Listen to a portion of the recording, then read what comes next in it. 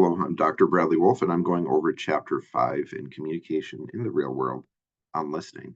This is the version of the textbook created by James Madison University. So listening is a very important skill to have when it comes to communication because the majority of us, we spend a lot of time listening, especially depending on the context.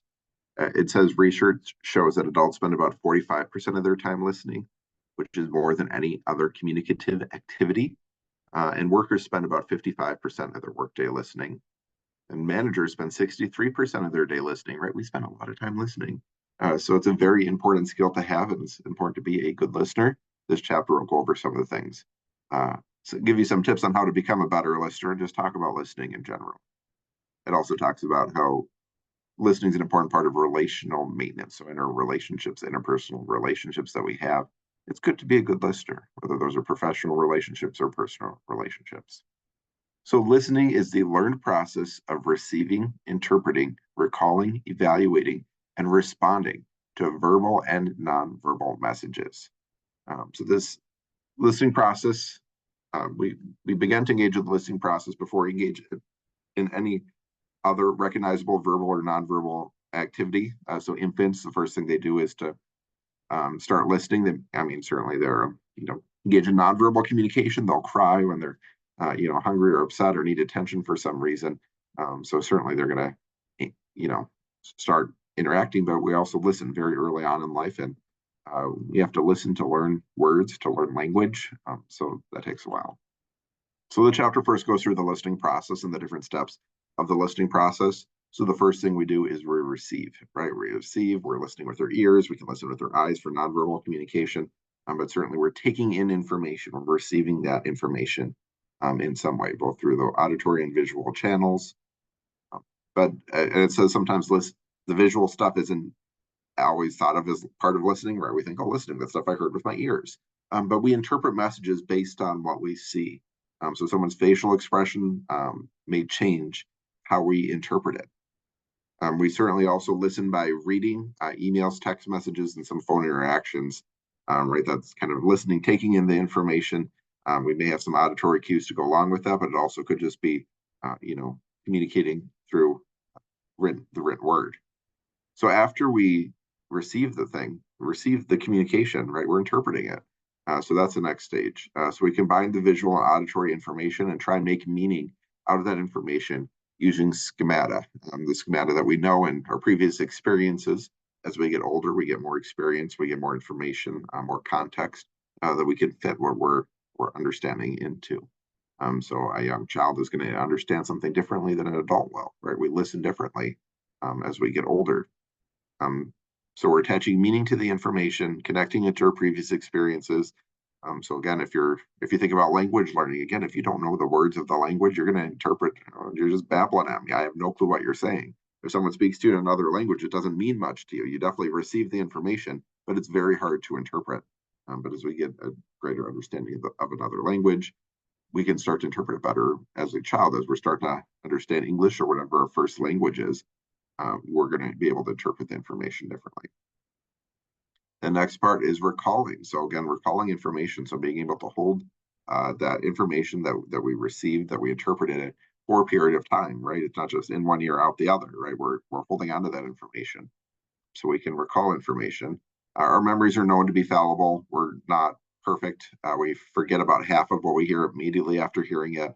We recall 35% after 8 hours and 20% after a day. So our memory has different units. It talks about different types of memory in this section here. But we have a certain capacity that we're able to work with. So short-term memory is the mental storage that can retain stimuli for 20 seconds to 1 minute. So a very short period of time. And the long-term memory is the mental storage that allows us to be transferred and connected to existing schema in our head and can be stored indefinitely. So certainly we lose some of that long-term memory after a while, but it's the place where it goes, right? It moved beyond that short-term memory and got put into our long-term memory. Working memory is temporarily accessed memory storage space. It's activated during times of high cognitive demand. So if I am trying to log in to my bank account and it says, hey, I sent a code to your phone, you get the code to my phone, and I just have to repeat it to myself because I'm currently using that information. So it's temporarily stored processed and used at the same time.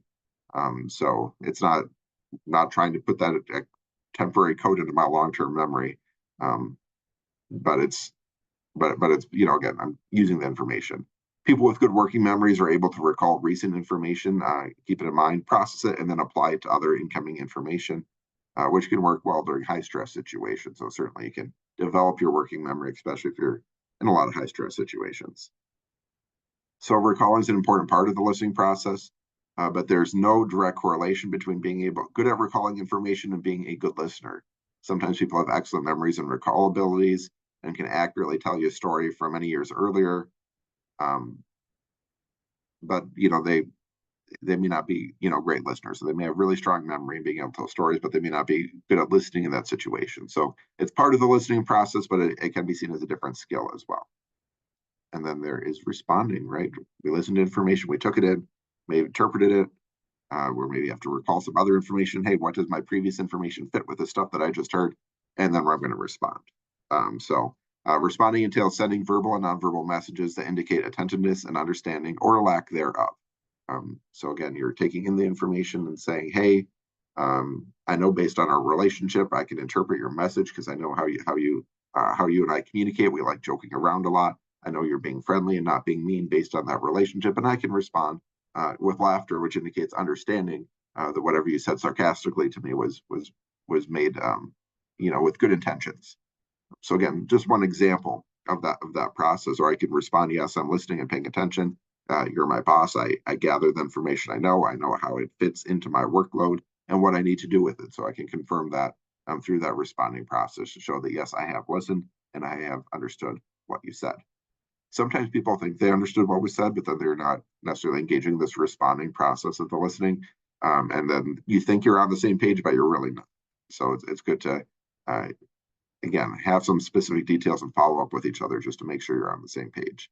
So for example, you can paraphrase the information. So rephrase it in your own words. What I heard you say was, or it seems like you're saying, or asking clarifying questions to get more information. So by being able to paraphrase or ask questions, it can show that you're listening and on the same page with the other person. So listening is very important, right? We use listening in all parts of our life, and it helps us achieve our communication goals, helps us meet our physical needs, our instrumental goals, the things we're working on, helps us have strong relationships, helps us express and understand our own identity. So listening is important in a variety of different contexts, academic, professional, and personal context. So if we look in terms of school, right, I'm doing a textbook lecture here. Poor listening skills can contribute to someone failing, college, flunking out of college, not passing their classes. It's important to be a good listener in that situation. Students with high scores for listening also have greater academic achievement. Then interpersonal skills, including listening, are really sought after by employers.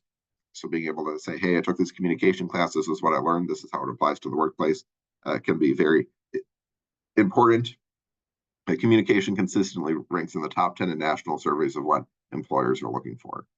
But also it can hurt relationships as well if you have poor listening skills, right? You're not going to, if someone doesn't listen to you, you're not going to like them. You're going to get in fights and conflict, and it may break down the relationship. So it's very important to our personal and professional lives, and and academic lives too. That's kind of professional to be a good listener. So there's different types of listening that we engage with depending on the situation. The first one here talks about informational listening. So this is the goal of comprehending and retaining information. So this is often in like the classroom. You're informational listening. You're trying to get the information about listening in this textbook lecture. That's why you're here. So you're engaging in informational listening. You may also engage in informational listening in the workplace, listening to your boss, listening to a colleague in order to get the information you need to do your job. So that certainly is a very common type of listening in more professional settings. There's critical listening, which entails listening with the goal of analyzing or evaluating a message based on the information presented verbally and the information that can be inferred from the context. So you're evaluating the message. You may accept it, you may reject it, or you may decide to withhold judgment and seek some more information. Now, honestly, when you're in a classroom, you can be engaging in this informational listening, the first one, but you may want to engage in critical listening too, right? There's even in terms of me talking about listening, right? Does this agree with me? Does this resonate with me? Maybe I disagree with this theory or the way that listening is framed out, right? There's certainly, you can take an entire class on listening and have all sorts of theories and ideas of how listening is portrayed. This textbook portrays it in a certain way, uses a variety of theories that it's presenting. You may disagree with them. So even in the classroom, you can critically listen and saying, hey, maybe something's missing here. There's a book that I read once called, what my teacher never told me or something like that. And it was about history, what's left out of the history books. So again, engaging in critical listening can be important even in the classroom, even in the workplace. Like, hey, what isn't my boss telling me? What other information do I need here? Right. So we certainly can be critical or saying, hey, is this person not being honest with me? I read the blog Ask a Manager, and that has tons of workplace conflict situations and just other stories. But certainly we may need to use critical listening in a variety of situations. But I guess more commonly, you may think of critical listening in terms of the news media. Certainly there's a bias in a lot of news sources. So being able to make sure you're getting accurate information that you find online, which may portray itself as news media.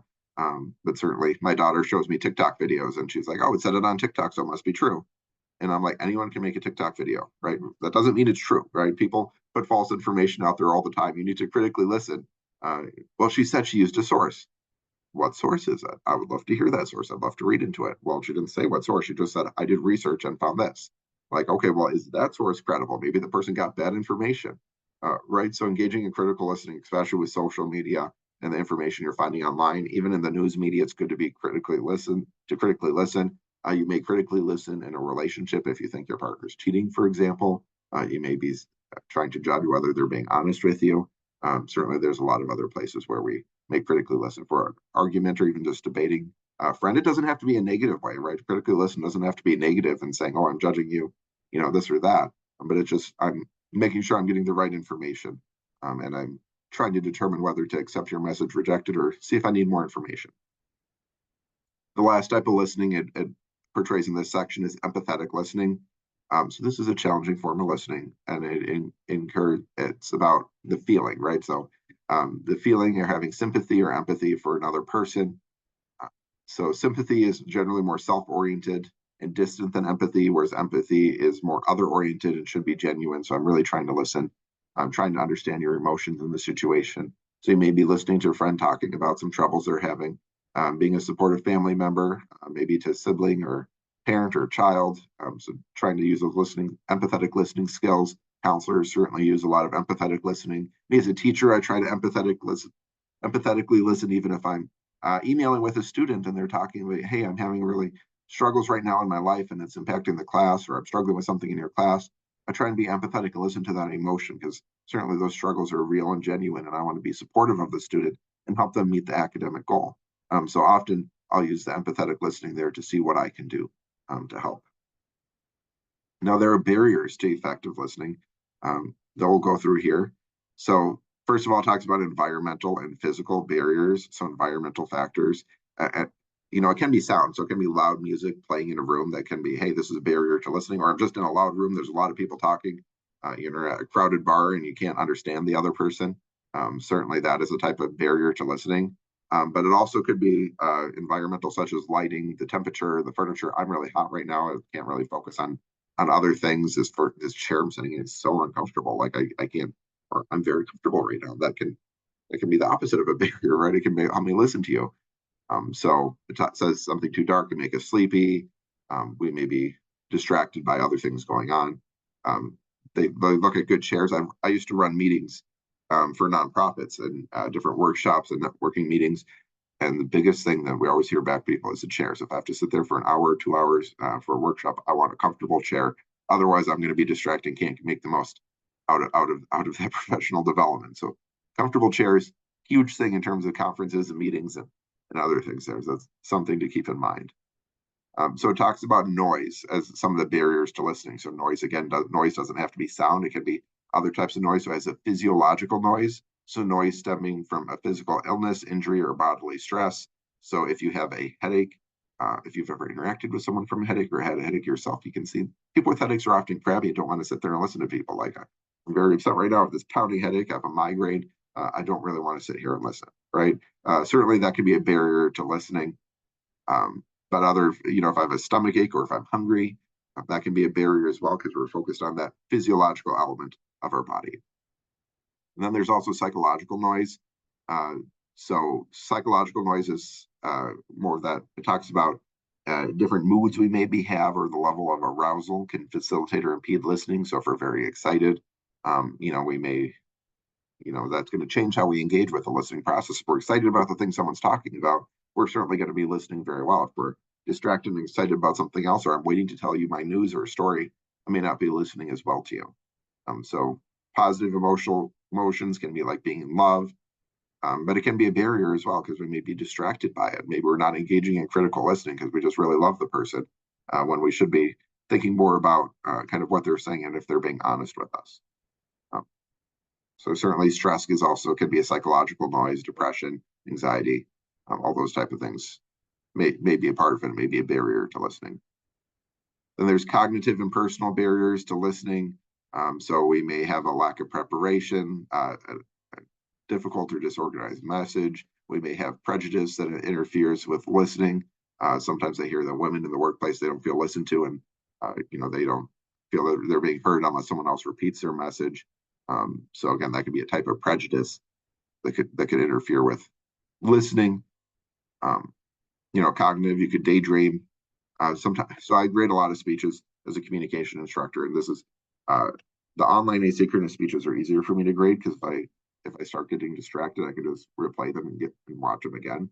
But I've had this where I'm sitting in a classroom listening to like a dozen speeches in a row, and then I'm like, oh shoot, I just daydreamed there for a minute. What's the student saying? And I'm grading their speech, right? It's like, oh shoot, I really should not have been doing that. But if you're listening to 12 speeches in a row, if you're listening to an instructor, right, speak for over an hour just lecturing at you, you're probably going to daydream at some point and not pick up everything that they're saying, right? That's just the reality of it. So again, needing to focus, making sure we're in a good state before the class to be prepared. Same with me as an instructor. I need to be prepared to listen as well. Or if we notice ourselves daydreaming, to be able to kind of snap out of it and focus back on the situation. Another barrier to listening is the difference between speech and thought rate.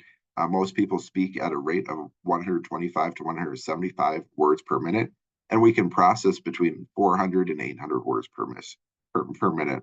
And so there's a gap there that's saying, hey, I could process, your brain's like, I could process more information than I'm taking in. So I'm going to start thinking about other things. My thoughts are going to go in other directions.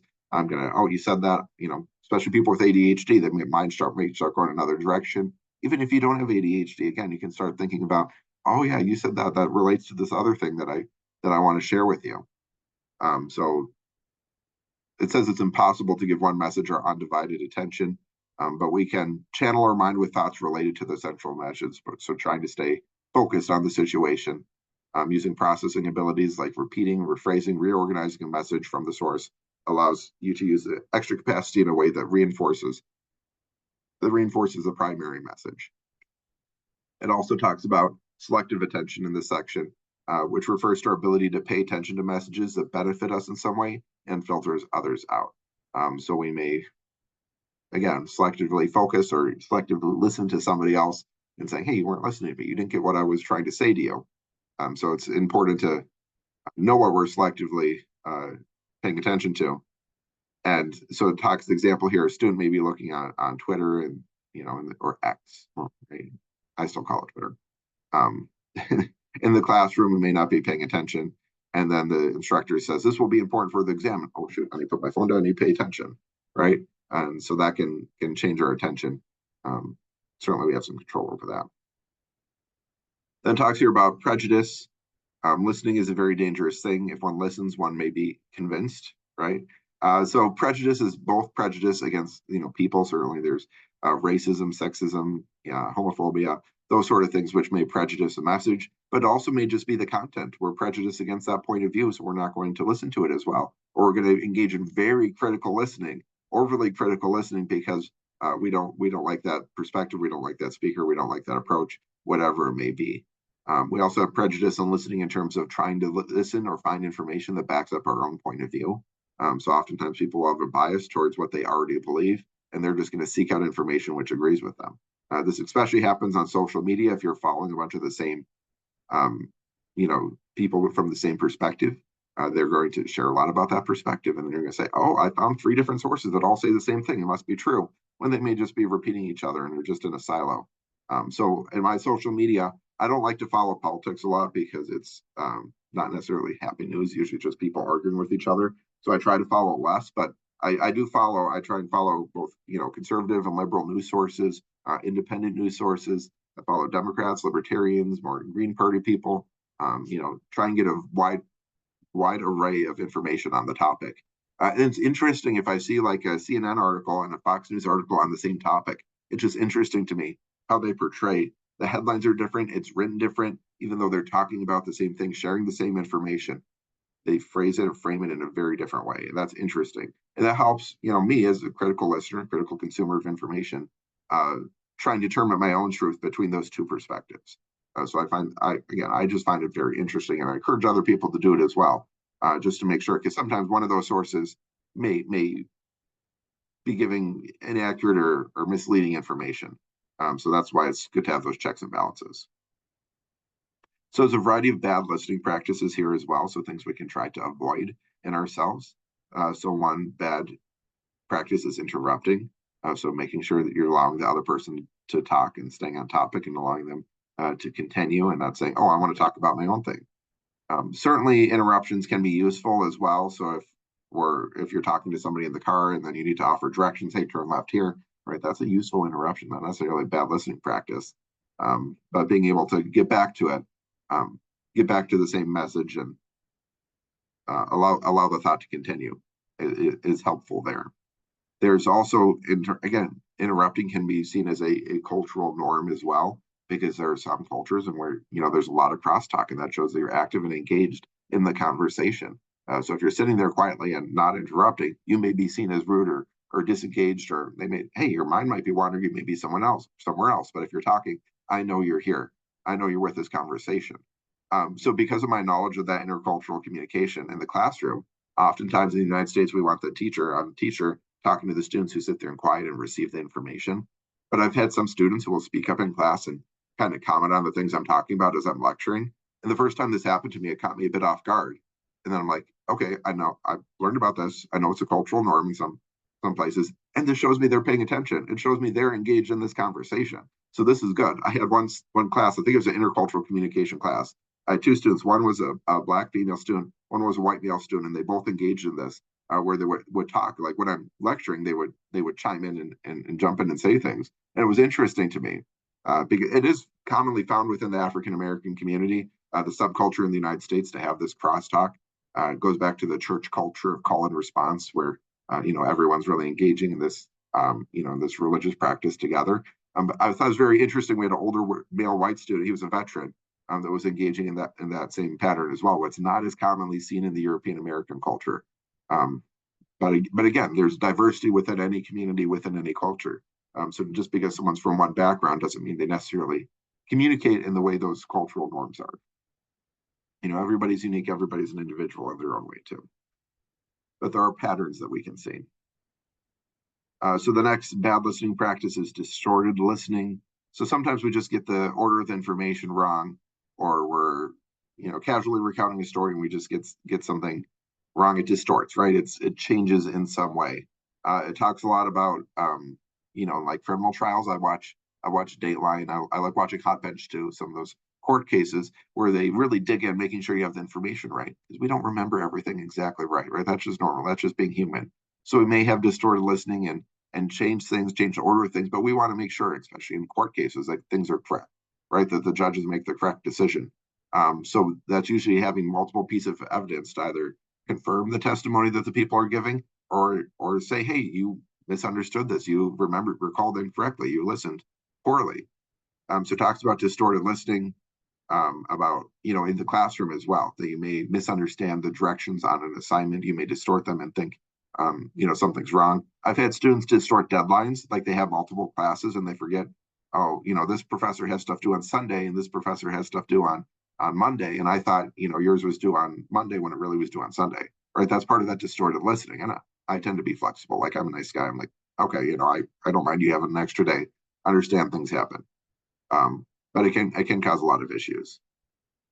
Then there's aggressive listening here. So it's a bad listening practice in which people pay attention in order to attack something that the speaker says. So sometimes you're thinking, especially if you're in an argument, how am I going to respond to this? Instead of listening to understand, you're listening to respond and listening to be right. I want to win this argument. I'm going to be right. Whatever it may be about. So the example here, it says, Deb, I've been thinking about making a salsa garden next to the side porch. I think this would be really good to be able to pick our own tomatoes, peppers, and cilantro to make homemade salsa. Summer, really? When are you thinking about doing it? Deb says, next weekend. Would you like to help? Summer, I won't hold my breath. Every time you come up with some new idea of the week, you get so excited about it. But do you ever follow through with it? No. We'll be eating salsa from the store next year, just like we are now. So just finding some way to make it wrong and attack the person. It's like they just had an idea about a salsa garden. Even if they don't have a history of following through, maybe you can be supportive and help them follow through this time, or just accept it. They're just talking, right? Okay, they're probably not going to follow through, but whatever. That's a cool idea. It's something we can think about. But in here, the example Summer was listening aggressively by listening to attack the idea, just to say, find some reason why Deb's not going to follow through. So it's better to just take the time to listen to be right. There's different ways to approach that situation, even if someone's unreliable and may not follow through. There's different ways to approach the situation. But I always recommend, especially if you're disagreeing or in an argument, take the time to listen to understand what they're saying. Try to step out of your own position, step out of your disagreement. Why does this person think the way that they do? Right? Why are they understanding things from that perspective? And even if you still disagree, if you understand it from their perspective a little bit better, you're going to be able to figure out how to win that argument, right? So certainly that's not why you need to do it. Sometimes you can just disagree. Oh, it's interesting that you think that way. I understand why you think that way. I understand why you think my way. And it's okay that we disagree, right? Certainly you can agree to disagree and have an understanding of why your own experiences, your own perspective is different. But you also can persuade people more easily if you understand where they're coming from or understand that they're not persuadable in that situation. I like using the example of a relative of mine who likes talking about politics, and it's not politics that I agree with, but she also says that I just like irking people, right? I go on the internet just to fight with people, and then when I'm done fighting, I get off of it, right? I get enough of that, and it's like, so I know whenever she brings up politics, she's just doing it to try and pick an argument with somebody. She doesn't really want to listen or talk about the topic, right? She just wants to argue, and so I'm like, there's no point in arguing with someone just because they want to argue, unless I wanted to argue too, which I don't, right? I'm not. I don't seek out arguments. I know some people do, but that's not who I am. So I just know, okay, I'm not going to get anywhere with that person. So I can just let them be, even though I disagree with them. I'm just going to let them be because I know where they're coming from. Another type of bad listening habit here is narcissistic listening. It's a form of self-centered and self-absorbed listening, in which the listener tries to make the interaction about them. So the example here, Bryce, my boss has been really unfair to me lately and hasn't been letting me work around my class schedule. I think I may have to quit, but I don't know where I'll find another job.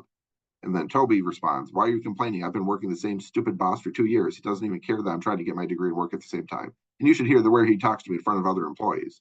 So again, Toby's making it about himself, right? He just wasn't caring about Bryce, wasn't being empathetic, sympathetic, wasn't even really listening. Toby was just trying to find a way to talk about himself. So certainly that's not a good form of listening because you're not really listening. You're just trying to talk about yourself. So it shows a common sign of narcissistic listening is a combination of a pivot when they switch the focus back to themselves, and also one-upping when you're trying to say, oh yeah, well, my situation's worse, so why would I listen to you? And even if your situation is worse, even if all that is true, and you've been working for a bad boss for years, let the other person, right? Let Bryce complain here and say, oh, that's too bad. I had to make it work. It's very struggle for me, but it really, yeah, maybe you'll have to find another job if that situation doesn't work for you, right? We all have our own experiences. We all have our own abilities and situations, and just because a situation works, a bad situation, I can make it work, doesn't mean that Bryce can also make that bad situation work. So again, listen, or we have unique things about it. Maybe I need to follow up here. What's different about Bryce that I don't have, right? So take the time to listen and understand the other person's perspective. Then another type of bad listening habit is pseudo listening. Pseudo listening is behaving as if you're paying attention to a speaker when you're actually not. So here you have visible signs of attentiveness. So you're nodding, you're going, yeah, but you're not really listening, right? You're just pretending to listen because you don't care, or you tuned them out a while ago.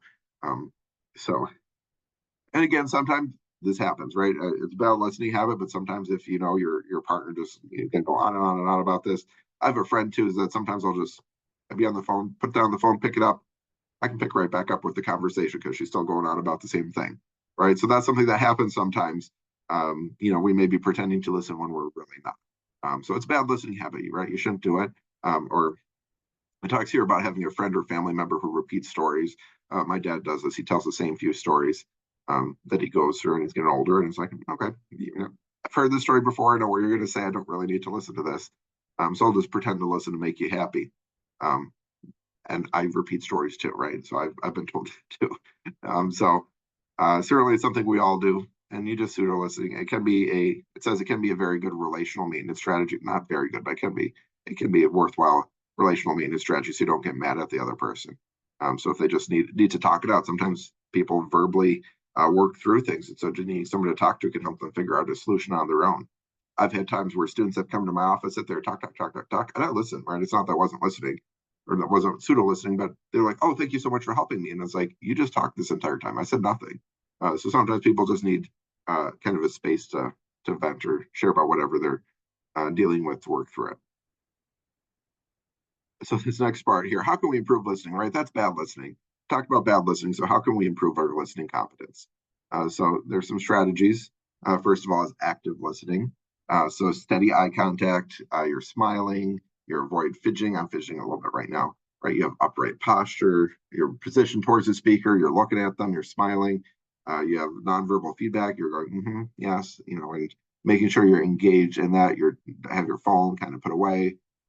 So again, put away any other distractions. Even active listening can be about if something is on your mind, if you have some sort of psychological noise or physiological noise, you address that and saying, hey, I'm really hungry right now. Can we get something to eat? And then I can listen to you a lot better, right? Or I'm thirsty. I need something to drink here. Let me just get a drink of water and then I'll listen to you. So addressing those different types of noise you may have, those distractions you may have in order to actively listen and engage with the speaker. So active listening can help overcome barriers. Sometimes it helps us ask yourself questions. So what are my goals for listening to this message? How does this message relate to me or affect my life? What type of listening and style are appropriate for this message?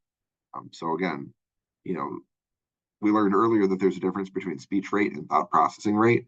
So you may be able to use that extra capacity to kind of resituate the message, take it in, see how it relates to you in your life, and stay focused on it. So it gives here a lot more. If you're really interested in active listening, it talks a lot about other strategies. I'm just kind of briefly going over some key points here, but again, just really focusing on understanding the gap between the cognitive processing and the speech rate here. Having some norms of politeness. So again, looking at that cultural context as well. But if you have a relationship with someone, you can add to the conversation, and help them follow through with what they're saying. You can also summarize what they said, so paraphrasing the information, continue asking probing questions, seeing what other information's there, even asking them, hey, what do you want out of this? Do you want advice or do you want someone to listen to? If they're coming to you with a problem, that's often very helpful. Like, what do you want out of me? So how should I be listening to this? Are you just talking because you need someone to talk to, or are you actually looking for something out of me? That will change how you approach the listening situation. So it says as active listeners, we want to be excited and engaged, but don't let the excitement turn into interruptions. So really maintaining our role as listeners and taking the time to take in what the other person has to say. And again, encouraging them to continue talk as well. You'll have your turn, right? You certainly can have your turn after being an active listener. Allow them to say what they have to say and then jump in with your own perspective. It says the research shows that people with higher social status are more likely to interrupt others. So keep that in mind and prepare for it if you're speaking to a high status person. Often people with higher status are just used to those other people listening to them. And if you're higher status or know you talk a lot or maybe interrupt, just kind of hold back and says try and resist those interruptions if you're in that side of the situation.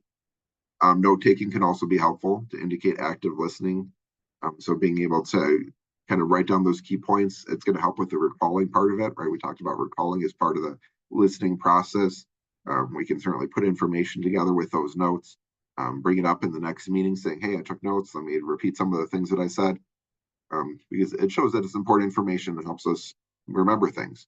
And even the act of physically writing can trigger other parts of our brain to use more of our full brain when listening to someone else. Then I have some tips about becoming a better critical listener. So again, we want to engage in critical listening sometimes. So some listening scholars note that critical listening represents the deepest level of listening. It takes a lot of work. But listening is important in a democracy that values free speech, because free speech also means that people are free to tell lies, to provide misinformation, part of free speech to some extent. And we look at social media platforms have a lot of debates regarding, what's free speech, what's misinformation, what's personal attacks, what's harassment. Um, again, they have different barriers. Each social media platform has different barriers, what they approve, what they don't approve. Um, people can be ill-informed, right? It may not even be intentional or malicious, but again, my daughter repeating something she found on TikTok, she may have thought, hey, I did research, I found this cool fact, found this information, but it may have been the wrong information. It may not have been accurate. So again, so it has steps here for evaluating a message. So first, distinguish between facts and inferences. What's an actual fact and what's someone inferring from a situation. Second, evaluating the supportive evidence, right? If someone is saying a fact, okay, what evidence supports that to be a fact? What evidence supports that fact to be true? Is there something? So sometimes, I'll even Google, like someone will tell me something and say, they say it is a fact, right? It may be a fact. And then I say, oh, well, is that true? Let me just Google it real quick. And something I learned recently that babies aren't supposed to drink water until they're at least 6 months old. And I'm like, it's water. Why can't a baby drink water? I looked it up. It was true. Right? It was true because water just kind of flushes out their system, and they have very small stomach, small intestines, and it kind of flushes the nutrients away. Whereas milk, it gets processed. It has those nutrients in it. It's more helpful. So babies are supposed to drink until milk or formula until they're 6 months old, which I thought was not true, but it was true, and I looked it up and was able to verify that. There are other times where I verify things and saying that doesn't sound right. I look it up and it's not true. But I can see, especially in some of those, so like Snopes and other fact checking sites, they'll say, where did it come from? Well, why is it not true? What other information that we have? Another part of critical listening is discovering your own biases. So saying, hey, am I biased? If you know you're biased against a certain point of view, you may want to challenge that bias by listening to that point of view and taking time to understand another perspective. If you know and oftentimes our biases are unconscious. They talk about unconscious bias. We don't even know we're biased in a situation. So that's why it's important to discover them, because sometimes we may know that I'm really biased against a certain perspective, or biased in favor of a perspective as well. So you may know that about yourself, but we also have biases that we don't know about, and we need to discover about ourselves and think we didn't even know we're biased. There's a TED Talk that I like showing in some of my classes by Verna Myers, talks about walk boldly towards your biases. She said once she got on a plane and there were two female pilots for the plane, and her first thought was, I hope these women can fly the plane. And then she thought, well, of course they're pilots. They're professional pilots. Why are female pilots worse than male pilots? It's not as common. But she challenged herself, and she's like a diversity activist or whatever else. And she's like, I guess I have a gender bias against women flying planes. So certainly we all have biases. Everyone has biases. We don't necessarily have control over where we get them from, what information we have. But once we know we have a bias, that's when we can challenge with it and work with it. So some people say, oh, I'm not biased at all. I don't have a bias bone in my body. Like, yeah, you do. We all have biases. I like pineapple pizza. Some people don't like pineapple pizza. But that's a bias I have. We all have biases, even maybe the food we like, maybe bigger biases that have more meaning and impact than that. But everybody has bias. So don't say you're completely unbiased, because then you're not looking for your own biases. You're not willing to challenge biases you have, because you may just view it as a fact. And then number 4 here. So again, 1, distinguish facts and inferences. Look at the supporting evidence. Discover your own bias. And 4, listening beyond the message. So again, what other information, what context do I have? If you're in a relationship, you have that relational context. You can listen beyond the words that are being spoken and see what else is going on. You may think more about just again, if you're looking at a news source and saying, hey, Fox News, I know they're conservative. I know they have a bit of a conservative bias. So I'm going to listen beyond the message. This is from a conservative perspective. So that's what they're talking about. If I look at a news source like CNN, which is more of a liberal bias, or NPR, which again has more of a liberal bias, I have to listen to things from that perspective and look beyond just the message that they're sharing. What other context do I have in order to critically listen and evaluate this information? So I kind of talked about this section here. You can certainly read through all of this. I'm paraphrasing information. I'm adding my own context and perspective, and I'm skipping some things which as their examples and their way of sharing it. So certainly you can read through if you want. another perspective, right? That's another part of textbooks. Textbooks just give one perspective. It has a bias.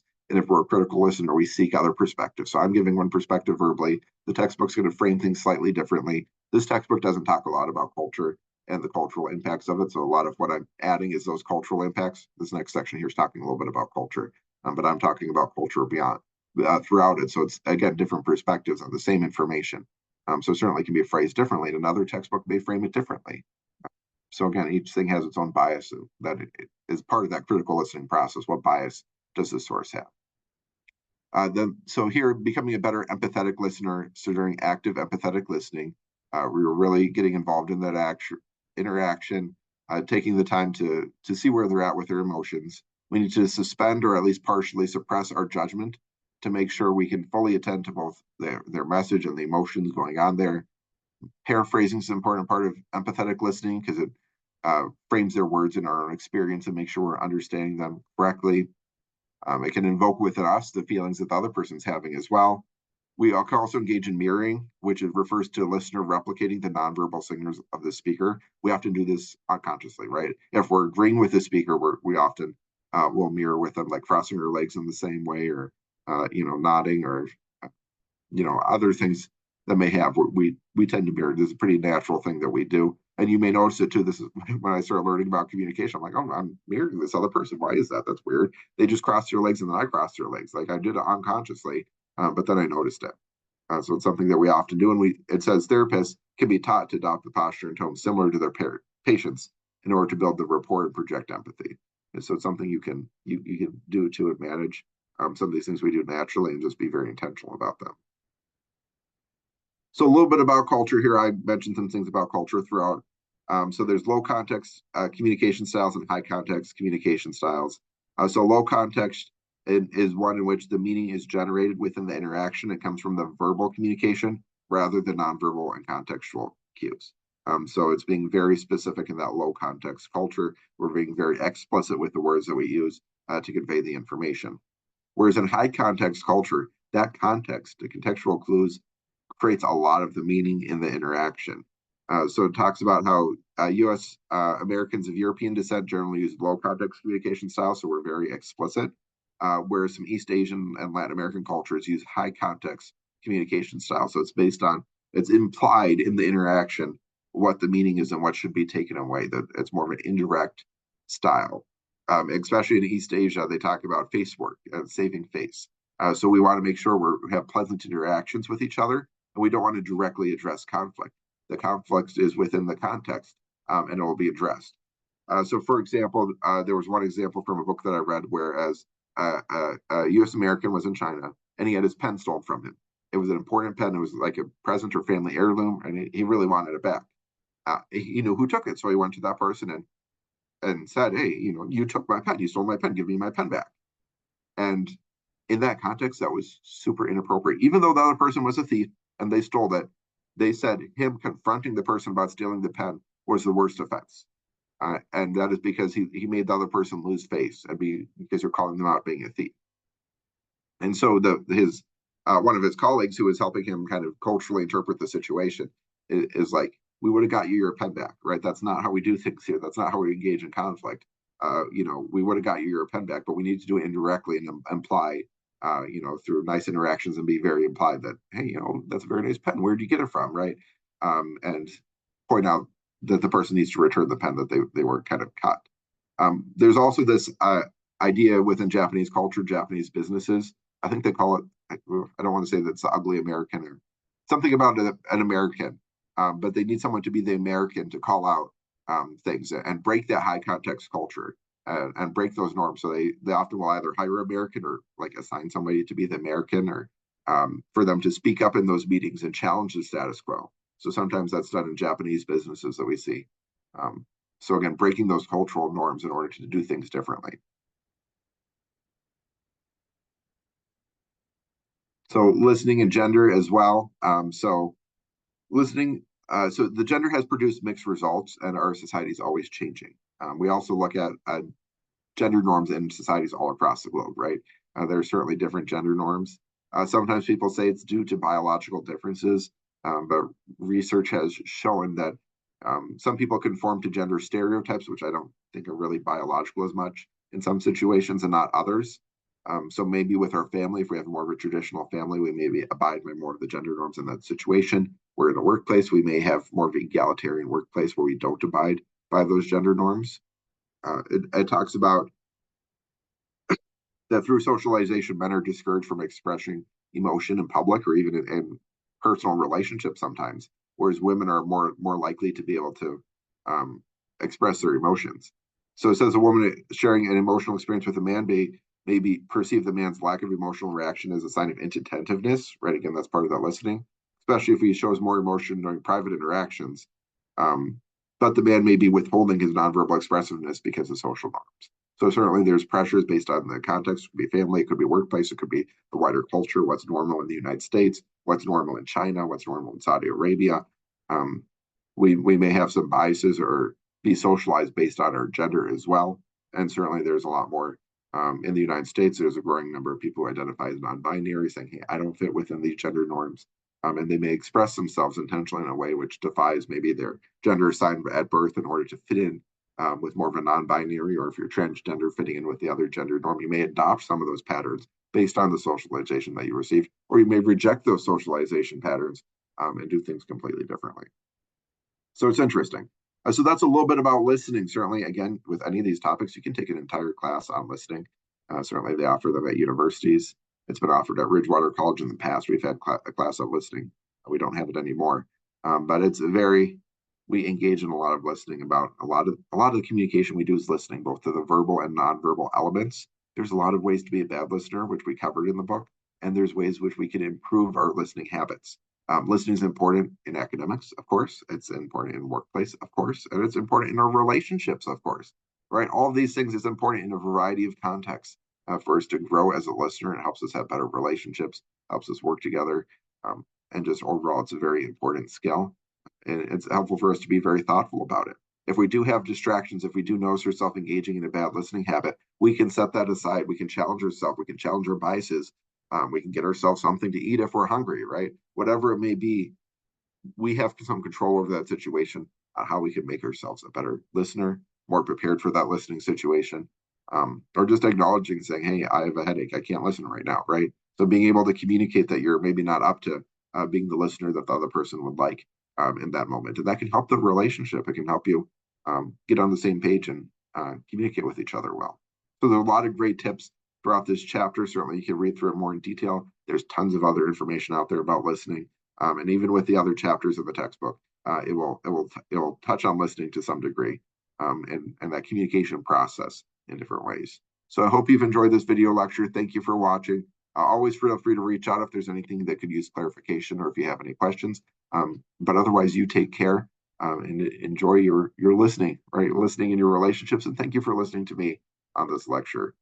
So yes, reach out if you have any questions.